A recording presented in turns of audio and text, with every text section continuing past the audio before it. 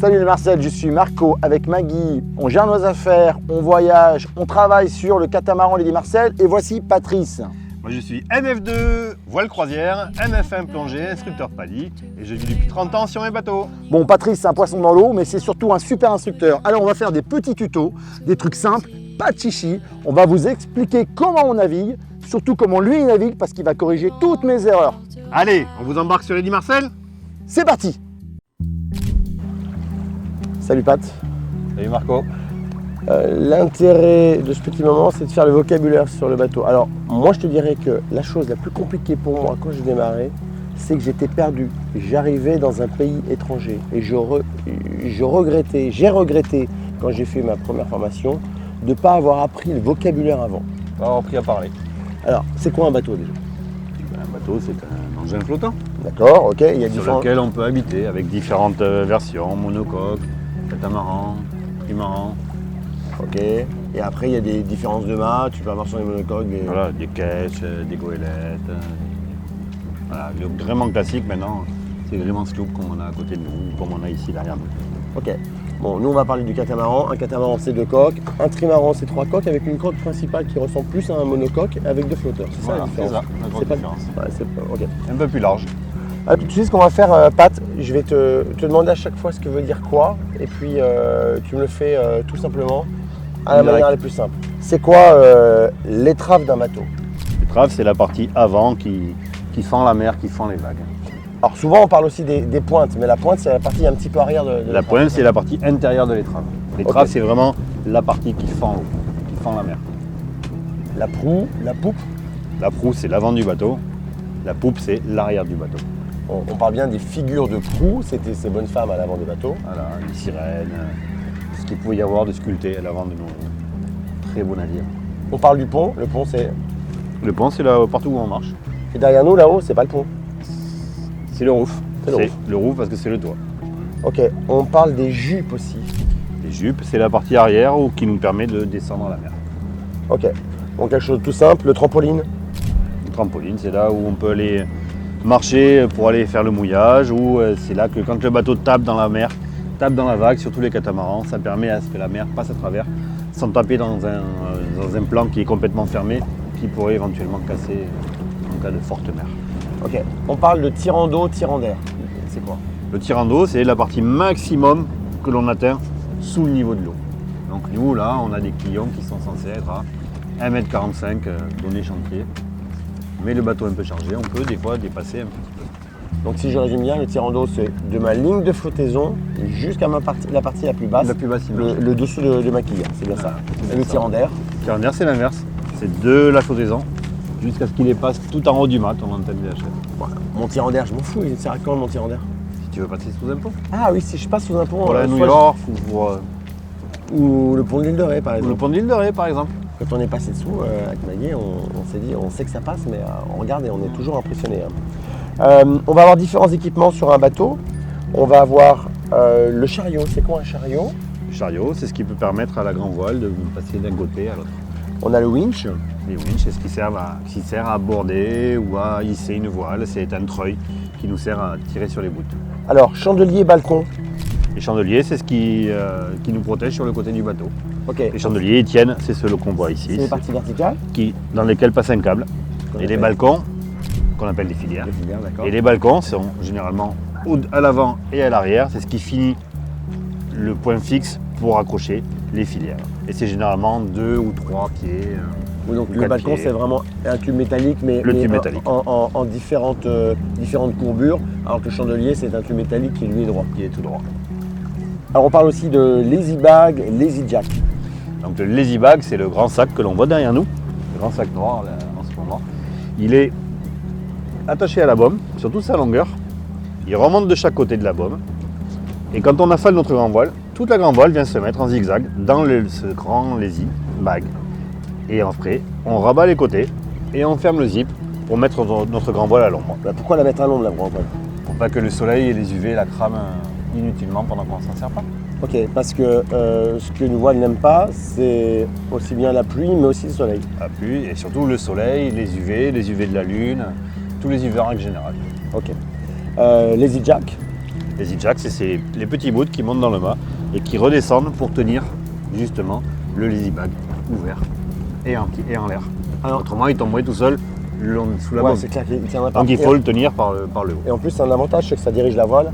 Et ça guide la voile dans le sac, Ok. dans le bag en dessous.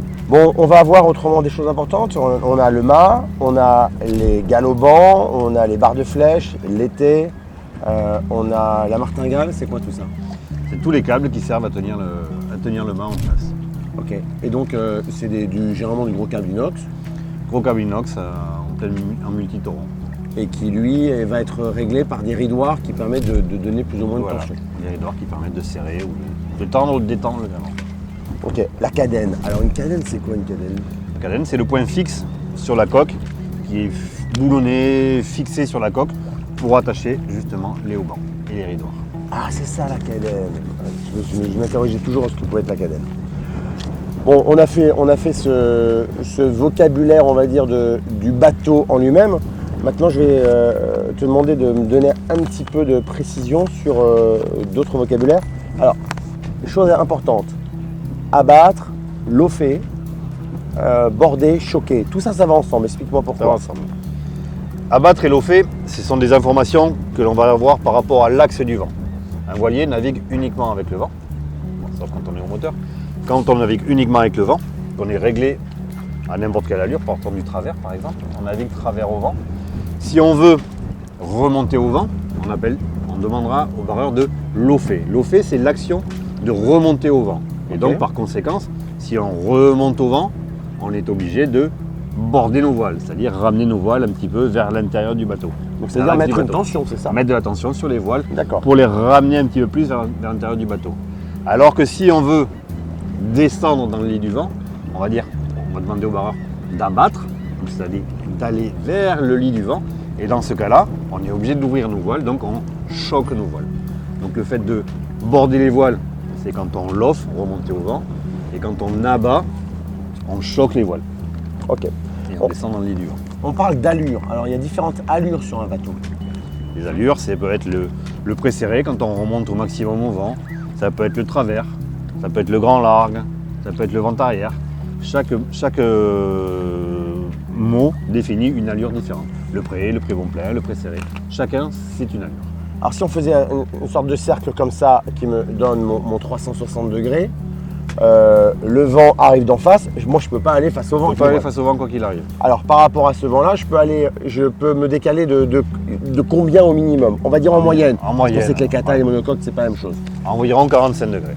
45 degrés. 45 degrés, on va être au pré-serré. Donc si j'ai le vent en face de moi, je peux aller, il y a une zone de 0 à 45 degrés dans laquelle je ne peux pas aller sur le tribord, D'un côté. et une zone de 0 à 45 degrés sur laquelle je ne peux pas aller de l'autre côté. Et donc j'ai- très théorique, parce qu'en règle générale, c'est 45 degrés du vent apparent, et dès qu'on avance un petit peu, donc ça fait un angle, on va dire, pour nous, de Exactement. une centaine de degrés. On rentrera dans le détail un Ah, petit plus peu plus tard.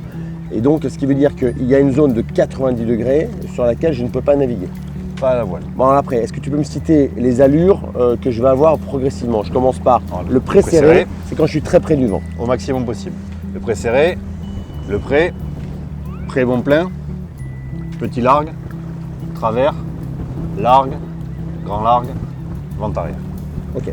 Moi, il y a une C'est la chose même chose de l'autre de côté. l'autre côté. Il y a une chose que j'ai jamais compris au début quand j'ai commencé. On m'a dit, on va faire du pré-serré. J'ai dit, pré-serré, c'est quoi? On va dire, c'est quand on a le vent quasiment en face de nous. Au plus près. Au plus près. J'ai dit, mais comment, moi, si le vent il vient d'ici, comment moi je peux aller là? Explique-moi. Parce que moi, au début, je me suis dit, c'est un truc de fou. Parce que si le vent il arrive d'ici, mais moi je sens la voile, le vent il va m'emmener là. Mais non, je réussis quand même à aller là. Explique-moi. On réussit à aller là-bas, mais on ne va pas exactement là où on veut. Parce qu'on croit qu'on va là-bas si on suit l'axe du bateau. Mais en fait, on va un peu plus loin parce que, comme tu disais, le vent nous embarque un petit peu, donc on a de la dérive. Ça, c'est la dérive. Et donc, les formes de bateau, la carène du bateau, donc c'est la coque sous-marine du bateau, avec ses quilles, avec ses quillons ou ses dérives, fait que le bateau est un peu accroché sur l'eau, et donc ça va nous faire aller vers l'avant. Et c'est pour ça qu'on demande aux gens de ne pas naviguer trop bordé, parce que beaucoup de gens naviguent trop bordé, parce qu'il faut envoyer votre force vers l'avant du bateau. Donc ne bordez pas trop vos voiles. Ok. Chose importante quand on monte sur un bateau, c'est quoi bâbord, c'est quoi tribord? Bâbord, c'est la partie gauche du bateau, Ok. c'est le côté gauche. Donc bâbord A, gauche A. Donc bâbord, gauche, Ok. Et tribord, il y a un I, droite, il y a un I. Donc si ça peut vous aider, j'imagine qu'il y a d'autres moyens mémotechniques, mais Ok. à vous de trouver le vôtre. Moi, je suis intéressé si d'autres personnes ont des moyens mnémotechniques. Il y a une chose une erreur que je faisais vraiment au début, c'est que j'arrivais, je disais, oh, on va passer au tribord du rocher. Et rapidement, on m'a dit, non, mais il n'y a pas de tribord sur un rocher. Et j'arrivais pas à comprendre, parce que moi, je voyais bien le rocher, et la droite du rocher, c'est le tribord. Mais non, en fait, j'ai compris plus tard qu'il y a un tribord quand il y a un avant. Voilà. Et un rocher, il n'a pas d'avant, il n'a pas d'arrière. Il n'a Sur pas de quel sens. côté tu arrives, ça n'a pas de sens. Aussi une technique pour retenir entre le bâbord qui est rouge. Alors là, on est dans les Caraïbes, c'est le contraire. Mais C'est bon, l'inverse.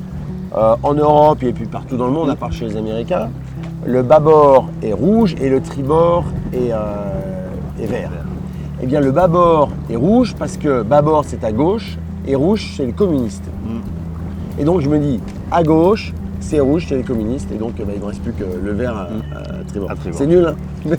Mais ça peut, du moment que ça marche pour toi. C'est comme ça que ça Autrement, marchait pour moi. en France, on dit bâssis rouge et tricot vert. Ouais, Parce que bâbord, cylindre, la bouée est un cylindre rouge, ok. tribord, cône, vert. Bâssis rouge et tricot vert. Ok. Bon, autre question importante. Tout ça là, c'est des ficelles? C'est des bouts. C'est des bouts, ok. C'est des bouts. Il n'y a pas de ficelle sur un bateau. La seule ficelle sur un bateau, c'est sur la cloche. C'est la ficelle de la cloche, ok. Donc on a des bouts, mais on parle aussi de cordage. Voilà. Le bout, c'est un terme générique. Le bout, c'est tout le cordage qu'il peut y avoir sur un bateau. Un Ok. bout. Et on parle aussi d'ossière, ça c'est les amarres. Une haussière, c'est pour amarrer le bateau. Alors c'est Inter. un bout aussi? C'est un bout aussi. Ok. Et après mes bouts, je vais avoir différents noms. Je vais appeler une drisse, je vais appeler ça une écoute. Voilà. Donc je vais rentrer dans le détail, mais ça reste quoi qu'il arrive un bout. Ça reste quoi qu'il arrive un bout. Ok. Je vais. Tac, on a déjà fait pas mal de choses là, dis donc. Alors, autre question, c'est quoi un cockpit? Le cockpit, c'est la partie où généralement on manœuvre le bateau et où on peut vivre le cas échéant quand on n'est pas en navigation.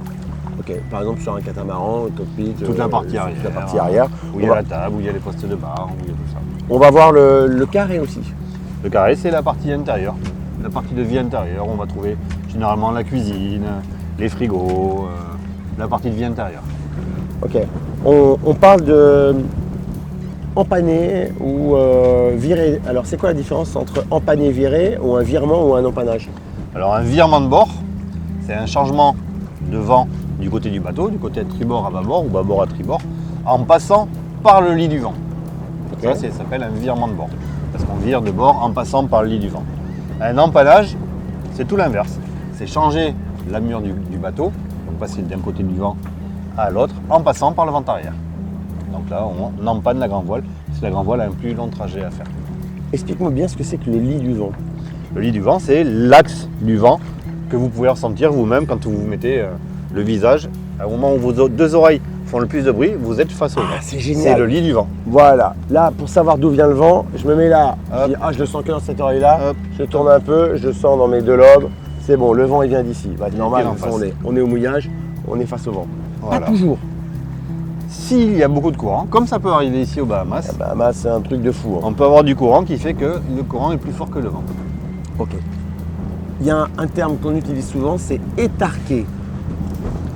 Étarquer, ça se lit principalement sur une grande voile ou sur une voile. C'est quand on hisse la voile et sur la fin, il faut vraiment la tendre. Donc la tendre, c'est vraiment étarquer la voile à la fin. Donc on la tend, on l'étarque avec un winch. C'est le dernier moment de tension, c'est C'est quand c'est le réglage de la tension finale. il faut y aller tout Avant doux de la navigation. pour pas casser. Ouais, faut pas Alors, abîmer. et puis l'étarquage, il a une différence selon si Selon je la pars allure. au pré ou au portant. Si Voilà. je suis au pré, j'étarque à fond. J'étarque bien. Je suis au portant, J'ai le droit à une voile plus creuse. J'ai le droit à une donc voile elle beaucoup est- plus creuse. Elle est moins étarquée. Faceillement, c'est quoi ça? Le faceillement, c'est quand on est sous voile, que nos voiles sont réglées et par exemple que l'on a l'eau fait un petit peu, du coup nos voiles elles sont moins bien réglées, elles sont quasiment dans le lit du vent. Donc tout elles comme- flop, elles faceillent, elle fait comme la feuille morte qui tombe, elle bouge dans tous les sens. Donc dans ces cas-là, il faut border. Ok. Et notre grand voile faceille énormément. Quand on affale la voile, quand on se met face au vent pour affaler notre grand voile, là on voit bien le faceillement de la grand voile. Un autre terme qu'on entend souvent, c'est larguer. Alors souvent c'est larguer les amarres. Là, les amours. Ah, Et bien là, on est au ponton ou sur un corps mort. On défait le nœud de taquet et on lâche tout pour partir et on récupère vite notre haussière pour la ranger. petite question, j'ai ma voile d'avant, je peux choquer, ça veut dire que je vais ouvrir davantage ma voile d'avant, je vais lâcher mon écoute. Mais si je lâche la totalité de l'écoute, est-ce que je peux dire que je largue? Oui, tu peux dire que tu as largué ton écoute. Ok, c'est pas uniquement pour une amarre. Tu l'as lâché en grand. Ok. Sur un winch, on a différents éléments. Alors, je vais te dire ce que moi je sais, puis après tu vas me expliquer à quoi ça sert. On a donc le corps du winch avec cette partie centrale qu'on appelle la poupée, je crois. Et puis il y a la partie là-haut qui permet de bloquer ton boot, qu'on appelle, moi j'appelle le self-tailing, mais c'est plutôt la mâchoire en français, si on va rester purement français. Voilà, mâchoire ou self-tailing. C'est vrai que self-tailing est rentré dans le domaine courant du bateau français. Ok, et donc comment ça fonctionne un winch? Explique-moi un petit peu, parce qu'il y a ces démultipliés. Un winch, c'est cette poupée sur laquelle on entoure le boot au minimum 3 fois, voire plus, pour avoir vraiment du grip, que le boot adhère bien au winch. Et dedans, vous avez une manivelle qu'on tourne, qui va sur un mécanisme de réducteur. D'accord. Donc on a 2 réductions, une dans un sens où ça tourne relativement vite, et dans l'autre sens ça tourne beaucoup moins vite. Et le tout est fait avec des cliquets. Quand on tourne dans un sens, on emmène le gros cliquet. Quand on tire dans l'autre sens, on emmène le petit cliquet, les petits engrenages. Donc on a beaucoup moins d'efforts, mais on emmagasine moins de bouts. Ok, mais quoi qu'il arrive, le winch tourne toujours Le dans le même winch tourne sens. toujours dans le même sens, quoi qu'il arrive. Lui, il tourne toujours dans le sens des aiguilles. Et ce qui est important, c'est que je rentre bien mon boot final dans le self-tailing, dans la mâchoire, parce qu'autrement, mon winch va tourner dans le vide. Voilà, le boot ne va pas rester dessus. Si vous, dans les anciens winch, on faisait nos 3 tours ou 4 tours, mais par contre, on tenait le boot et on tournait la manivelle. Hop, et dès qu'on avait la main trop loin, on ramenait la main et voilà. Après est arrivé le self-tailing où on passe le boot dans le self-tailing, on le bloque, on le tire un petit coup sec pour bien le bloquer dedans, et après on peut wincher l'eau de main, tranquille, tout le boot va suivre. Est-ce qu'on peut appeler un tour de winch, est-ce qu'on peut appeler ça un tour mort? Le tour sur le winch, oui, on pourrait éventuellement appeler ça un tour mort. Même si c'en est pas vraiment. Parce que ça tourne quoi. Parce que ça tourne après en Ça tourne et le bout sort au fur et à mesure. Ouais, si, on pourrait appeler ça des tours morts. Mais faites-en minimum 3 voire 4. Ça me permet de venir sur le tour mort. Je suis impressionné par la capacité d'un tour mort à retenir une puissance. Si je te dis que, à mon sens, tu prends un gamin de 10 ans, tu as fait sur ce bateau-là, tu arrives, tu as ton amarre, tu arrives à un quai, tu fais un tour mort, tu dis au gamin, tu me tiens une tension, le gamin il tient le bateau. Ouais, il tient le bateau. Ouais. Un gamin, ça juste tient un bateau avec juste un tour mort. La puissance d'un tour mort, c'est impressionnant. On verra un peu plus tard, un des nœuds qu'on utilise souvent, c'est tour mort et 2 demi-clés. Tour mort et 2 demi-clés, n'ont jamais lâché. Tour mort et 2 demi-clés n'ont jamais lâché. C'est le proverbe. Et tu as des jolis proverbes aussi. J'aime bien quand tu me parles de tes... vieux proverbes des Glénans. C'est quand tu fais... L'almanach du marin breton. Quand tu fais tes nœuds de chasse, tu me dis attention, petit bout, petit bout, marin. Petit bout, petit marin. Voilà. Bon, c'est le petit bout qui ressort et il faut toujours laisser un bout assez grand et voilà. pour pas que ça glisse. Que voilà, avant glisse. le premier serrage.